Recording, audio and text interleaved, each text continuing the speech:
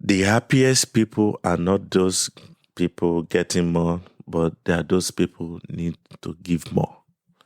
We need to be a giver. We need to add a value to our community. Wherever we are, wherever our presence is, no matter the status or position you have, please change your environment in a positive way. Add a meaningful value to it. That is how we can change the world.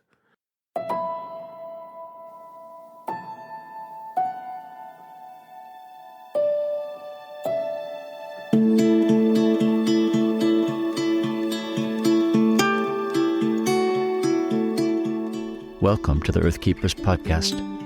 This podcast is for people who seek new and better ways to love and care for the earth. It's a podcast for anyone who is deeply concerned about the harm being done to the environment on a local and global level. It's a podcast that builds community and connection between people of like heart and mind, people who believe that earth care should be integrated into every aspect of life, and for many in the Earth Keepers community, that includes our spiritual lives. Welcome, friends, to the Earth Keepers podcast.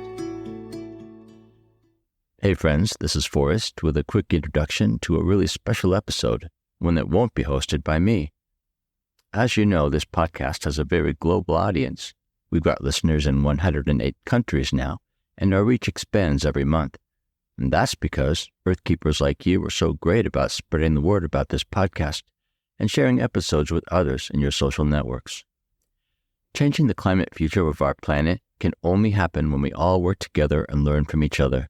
And that's why this podcast includes diverse perspectives from around the world. To that end, our guest host in this episode will be Abigail Fehrsen in South Africa. You might remember Abby from episode 57, when she and her friend Liesl told the story of the community food cooperative they founded. Well, in this episode, Abby will be talking to Kehinde Micheal Osatuyi about the Muizenberg Community Kitchen, an inspiring and groundbreaking social enterprise that offers nutritious, affordable, plant-based meals to the community, but also gives special attention to the needs of the poor and vulnerable and to promoting ecological awareness and environmental justice in all they do. Here then is a conversation between Abby and Michael. Good afternoon, Michael, and welcome. It's good to be sitting here with you and to have this opportunity to share your story.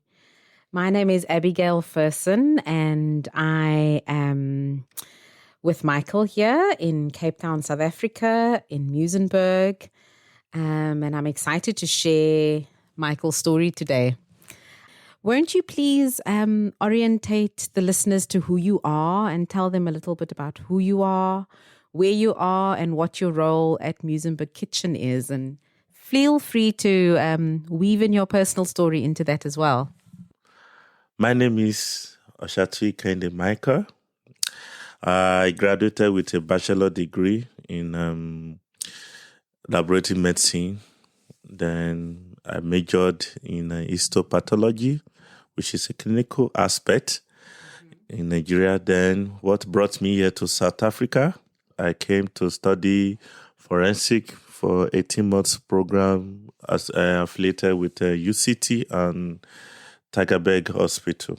So then from there I finished. Then I found myself in Muizenberg during COVID. I played a role in Community National Network, whereby we started a community kitchen. So that's why I found myself to be one of the co-founders there. Thank you, Michael. I know that, COVID has an interesting way of weaving relationships between people that would have been unexpected. You shared a little bit about Community Action Network. Maybe can you explain a little bit what that is in more detail? Yeah, Community Action Network, which preferably everybody call it CAN, is a initiative project during COVID that kind of responses to COVID issues by providing food. So we got some fund from lovers of humanity. We were supporting between Muizenberg, Fricon, like about 32 kitchens. Then when the fund finished, we were serving 200 to 300 people every day. Michael, I love how you shared about this collaborative partnership between you and others, starting Muse Kitchen. Can you share a little bit about some of the collaborative efforts that you've partnered with others in the work that you do? Thank you so much, Abigail. Talking about collaboration with other people locally in the community, because we're still in local level. So sometimes we've done some things at international level, but local level in Cape Town, we collaborate with community garden. We collaborate with community school, which is Star Seed Community School. We also collaborate with others, art projects, NGOs in the community area. You know, I've been to Muse Kitchen, I think twice. Feels like it's completely not enough. But I would love you to share an example or two to give people a picture of this community at Muse Kitchen. I know it's a big group of community volunteers.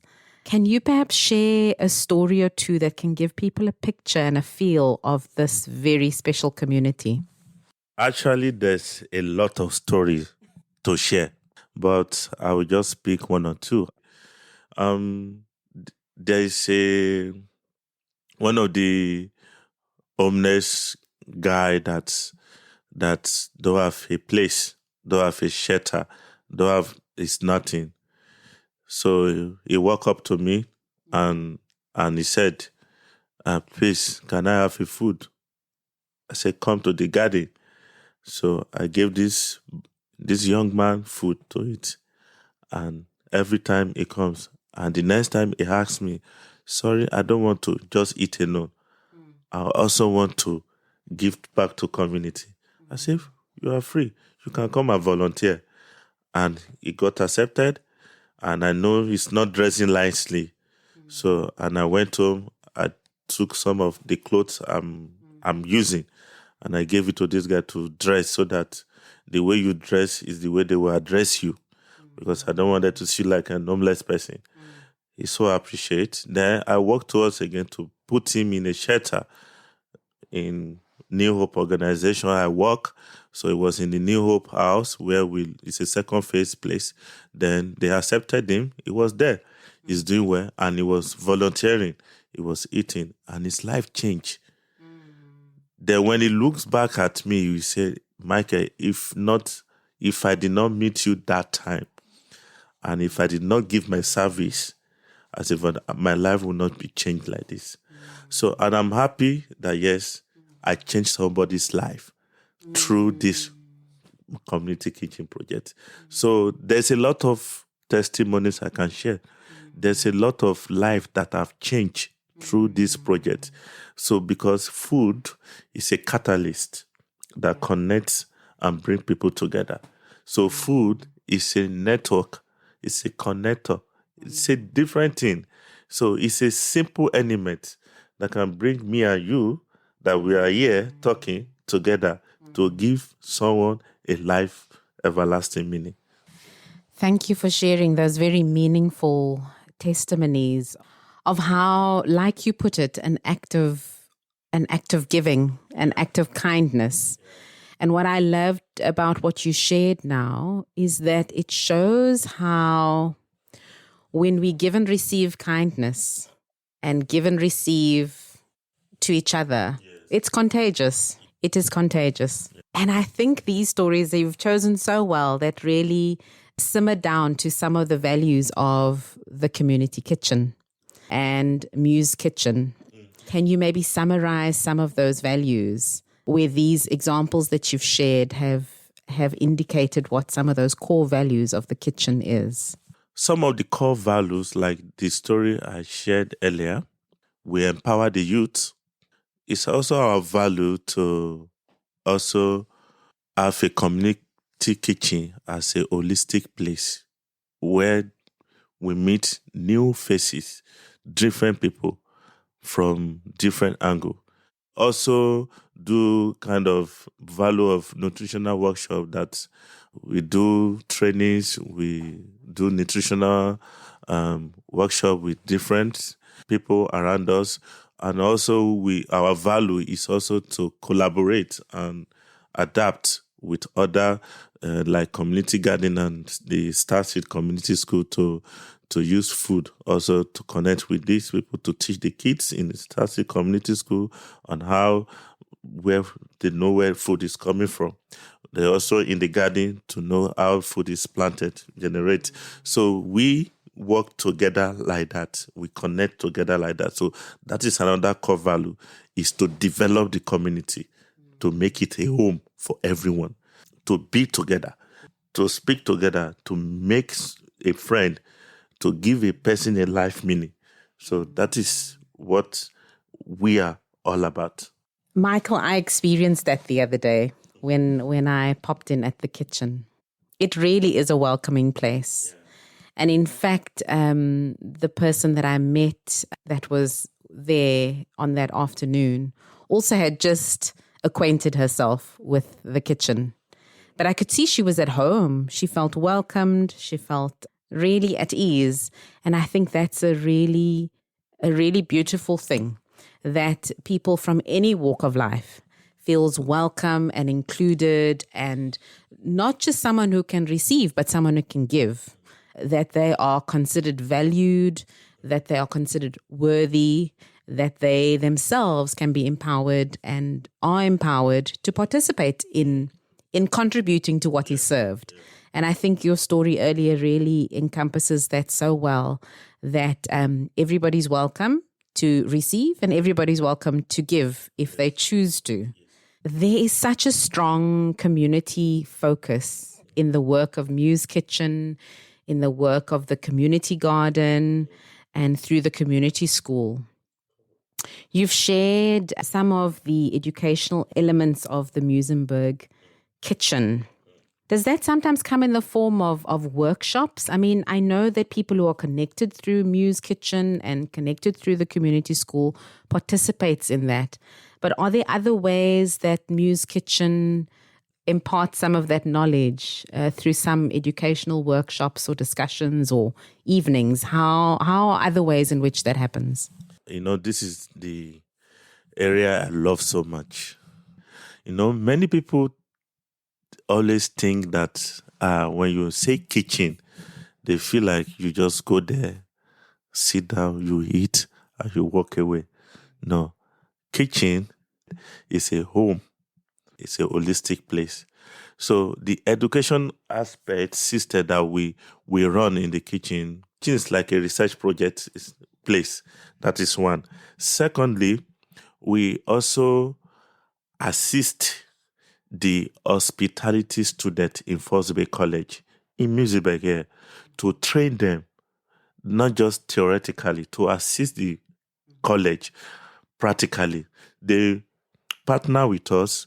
They bring their student to do 18 months program so that they can learn more, to practice more in their hospitality, to know how to be a chef, to know how to cook, to what all the theory aspect they are learning. I coordinate at that aspect. So we've trained some students there and they appreciate what we're doing. Thirdly, we also always partner or collaborate with Starseed Community School, whereby we teach the kids, grades 2, grade 4, grade 5. They come to the kitchen to learn. We used to name it kid chef. They teach these kids in foodology, in terms of learning what they want to know about element of the food. Fourthly, we also do nutritional workshops. We try to initiate a way whereby we'll be every week or maybe twice in a month. We want to be doing some presentations on nutrition basis, on climatic actions, on food, agriculture, just to bring more connection together in the kitchen. So these are the ways of educational system that we are trying to improve so that it will add to sustainability development goals for us to reduce hunger in our community. Such important work that you're all doing. And I know that besides the nutrition and the focus around education around that, there's also been some environmental focus in the work that you do. Please share a bit about that.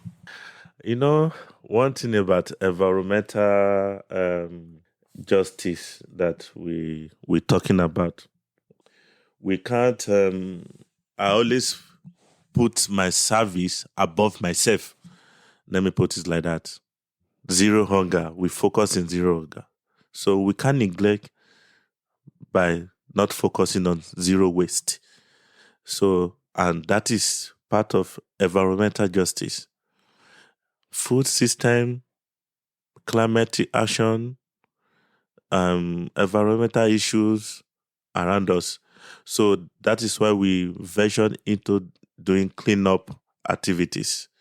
So we clean up we involve in compost system, we involve in recycling system, we involve in upcycling system, and we involve in environmental cleanup activities. So those are the 4 areas that we try to do zero waste. Even one of the units of Miss Kitchen, because we have shop like Miss Kitchen store that people come and buy dry goods, grains, soap activities. We don't encourage our clients to wasting plastic to litter the environment. Instead, we tell them, bring your container from home to get your goods.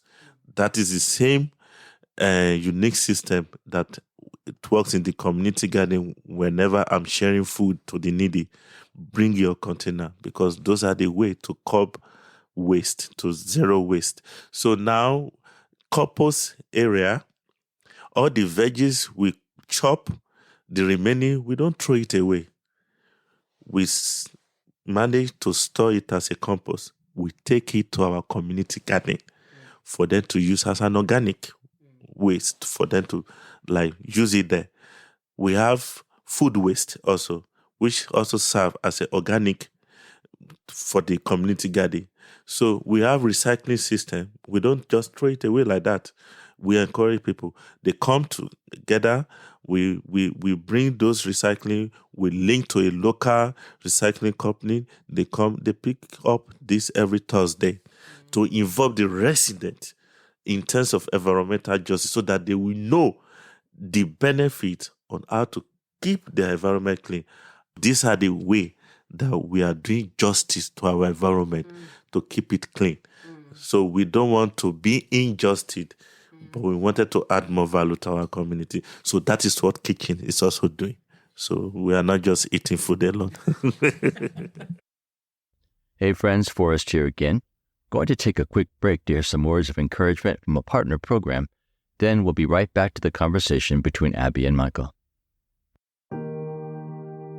Have you been wondering if graduate school might be the next step in your personal and vocational growth? Do you know someone who is looking for a master's program that will help them transition to a career in social and environmental justice? You might want to check out the Masters of International Community Development program at Northwest University, a graduate degree that is mentioned pretty often on the Earth Keepers. My name is Vidya Chintala, and I am an ICD graduate myself. Being a part of this program has been transformational for me, both personally and professionally. The ICD program is for those who want to learn non-traditional, more humble and collaborative approaches to transforming and strengthening communities, and to do so in ways that focus not just on human communities, but also on the whole community of creation. This 20-month faith-based graduate program is offered in 2 formats, either in person in Seattle or in a mostly online format that allows you to take courses from anywhere in the world. If you're at all curious, you will find a link to the Masters of International Community Development program site in this episode's show notes. For those who don't know geographically where we're located in Cape Town, at the southern tip of South Africa, we are in Muizenberg, which is a seaside suburb town. I don't think we're a town. We're not that big. But like you put it, Greater Muizenberg includes a number of neighborhoods, and which also includes Muizenberg Village, which is a very quaint part of Muizenberg. But it borders an estuary, so it has access to the ocean. But unfortunately, it's also a catchment to a lot of water canals and systems from the greater Cape Town. And unfortunately, with that comes waste. Sometimes when we have heavy rainfall, it can often accumulate in the estuary, or what we would call the vlei, which is an Afrikaans word. And so it requires work from all of us. Again and again, in everything that you speak about, I hear collaboration again and again, which partnership is something that where we're all taking responsibility to work together to solve a problem. And actually through this collaboration with the city management, along with community bodies and residents and people who are also residents but don't have the privilege of a roof over their head, but they've also partnered with you in cleaning the beach, in cleaning the street. Can you tell me about these artistic expressions along the estuary? There's a few artistic wire baskets. Can you tell us the story about the wire baskets dotted around these water bodies to help and empower and facilitate us all being part of this environmental justice act of cleaning up? I'm so happy that you noticed that in the environment in the Muizenberg. Actually, it was when I was involved with the municipality during the EPWP program. So the councillor love what we're doing. So I throw in an idea of to reduce waste. That if you can create an artistic, like an animal wired, so that people can have access, even they dump plastic or whatever, instead of littering on the floor, at least this can clean the community. So because I always take a picture, I sent it to her personally. So she was like, no, we can create this in the vlei, in the park, where people come with their dogs, kids, they play around. We create an artistic work there. Then people can throw any plastic there. And this is working. So we encourage other communities to also do so that they can keep their environment clean. So that is the community works. It is such a empowering thing, because often when we are going for walks in the neighborhood with our family or our pets, even if it's not your own waste, but we don't always walk around with a bag. And so to be able to put that in a place where we know it's going to be moved to the correct waste depot, if we can't do it ourselves and get it to our own rubbish bins in our homes, such a great initiative. I know earlier you shared a bit about the young people, part of the community school, and then also the young people that are part of training, part of their practical training that happens at Muse Kitchen. Having interacted with some of the young people, and I know young people are a big passion, a personal passion of yours, what do you see going on amongst the younger generation when it comes to their sense of the future, or their belief that they can make a real change where they find themselves, especially as we are facing this global climate crisis? What do you see brewing amongst them? Firstly, I would say Micah is a lover of youth. So that is why I also initiate a project called Youth for Change in this community, whereby we bring in the youth age of 18, 19, 20, 21 together. So to empower them, to let them know how to develop their community at a younger age. The kitchen sounds like a hub of compassion. So much compassion. And while the initial draw or connection is around climate issues or food or educational focuses, through that you've obviously discovered that there's so much more going on in the lives of young people where they need support and help and encouragement. And what a wonderful space for them to be able to know that they can come and learn. They can come and speak. They can share in a place where they can connect with adults who care about them. And I think we can agree that the global crisis around climate is real. And it's a hard thing for both young people and adults to face. In conclusion, we've shared and spoken about so many varied forms of how the community kitchen, the community garden, and the community school functions as this threefold network of collaboration and partnership and how that all works together. You've shared some things about your own personal motivation around why you do the work that you do, which has been truly encouraging and inspiring to hear you share, Michael.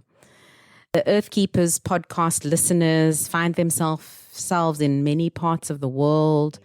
Some may be in other parts of Africa, Kenya, Zambia, in other parts of the Northern Hemisphere, India, Spain, or in the southern parts of this world, Argentina, perhaps, from many different parts.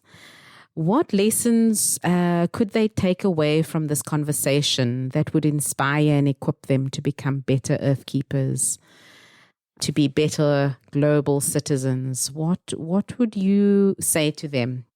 What I will say is this. Firstly, I would say we should try to be a change maker in our community. The happiest people are not those people getting more, but they are those people who need to give more. We need to be a giver. We need to add a value to our community. Wherever we are, wherever our presence is, no matter the status or position you have, please change your environment in a positive way. Add a meaningful value to it.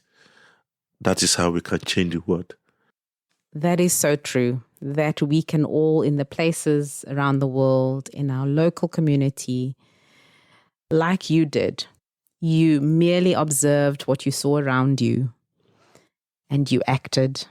You acted generously, you acted with compassion, and you acted in love, because there's no monetary feedback that you get in return for all that you have given.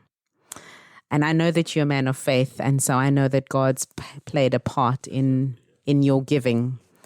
And I think that we can all be reminded and encouraged and inspired to do the same, to act in small ways that can grow to become big ways of sharing love and compassion and generosity where we find ourselves. We've been listening to guest host Abigail Fehrsen from South Africa in conversation with Kehinde Micheal Osatuyi of Muizenberg Kitchen. If you want to learn more about the work of Mui's Kitchen, please check out this episode's show notes, where you'll also find information about Northwest University's School of Global Studies. I am Forrest Inslee, your podcast host. Our executive producer is James Amadon, and our producer is Dave Wolfers. Timothy Connor is our editor, and Forrest Reed is the creator of our original music. Our research assistant is Colleen Meggerly, and Jesselyn Gentry is our social media director. Thank you, friends, for listening, and please join us for our next conversation on the Earth Keepers podcast.